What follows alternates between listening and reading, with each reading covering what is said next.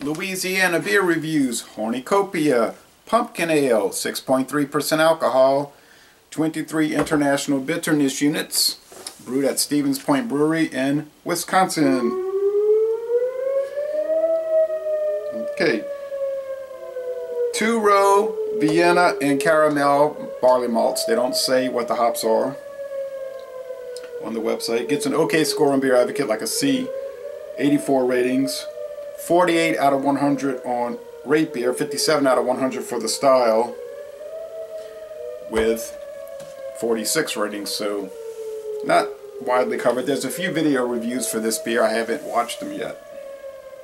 Put some of this Shiraka sauce, Twang Ot Shiraka from California. From California.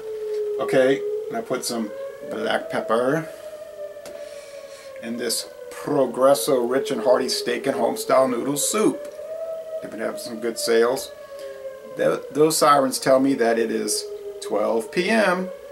Now, Progresso was started by some people in New Orleans years ago, Progress Grocery, and it has been bought out by General Mills, okay?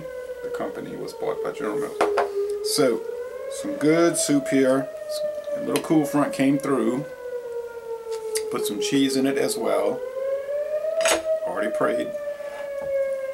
Okay, so let's see how it's going to match up with this. I don't know how a flavor beer is going to go with lunch, but it probably isn't going to be too bad. Opening it from the wrong side. This will maybe the last pumpkin beer I'll have this year, because a lot of smoke, even though it's not, it's weeks from Thanksgiving Day, and that's the big pumpkin pie day. Everybody's got all the Christmas beers coming in. Well, good grief. Look at that thick off-white head. I mean, I wasn't expecting that at all. And it's got an orange, yellow-orange appearance. Lots of sediment. Tiny powdery sediment everywhere in there, and lots of bubbles. Now I got foam on my ear. I can hear music. Alright, now you can hear it crackling away. You don't want to put it on your ear. You want to put it under your nose. Now, it smells like pumpkin pie. You get the pumpkin base, right? And pumpkins themselves aren't that flavorful or aromatic, so they add the spices to the pumpkin pie. Cinnamon, probably the grains of paradise, or the, what is that called, alligator pepper. There's some sweetness. It smells like potpourri that you could buy and put in your room to give a nice smell to your den or living room. It smells like one of the better pumpkin beers I've ever smelled.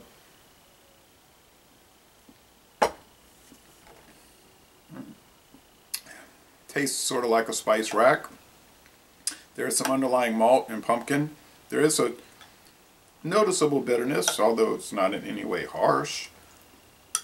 The mouthfeel is medium, not particularly slick.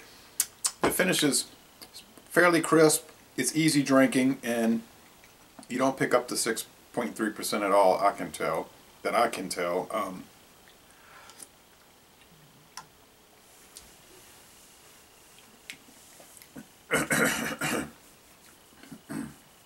Shiraka's very hot. Gets in my throat.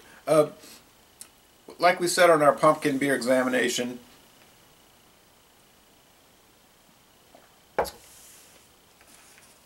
which was Tuesday, we don't love these beers. They're not great. They have their place. Sirens. That doesn't sound good.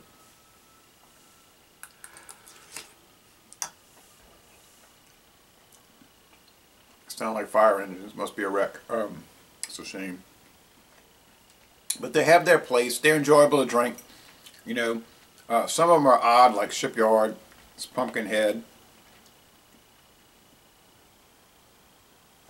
This is more of your standard pumpkin beer. I mean, yeah, I can understand people in Beer Advocates saying it's okay, because that's kind of the general opinion I think a lot of people have with pumpkin beers. They're okay. Some are overly spiced. This might be a little overly spiced, to be honest. It's not as over the top as Plum King or Crown Valley,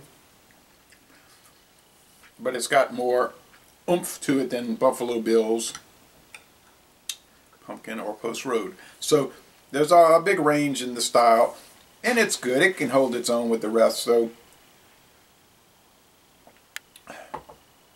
yeah, I would have to say it's got a few little flaws, but I would say it's very good. I'd give it a B+. So it's a very good pumpkin beer. How's the soup? Good. Not the greatest thing in the world, but I think Progresso does do a good job, you know, under the umbrella of General Mills. So if you see it on sale, get it. If you see it, get it.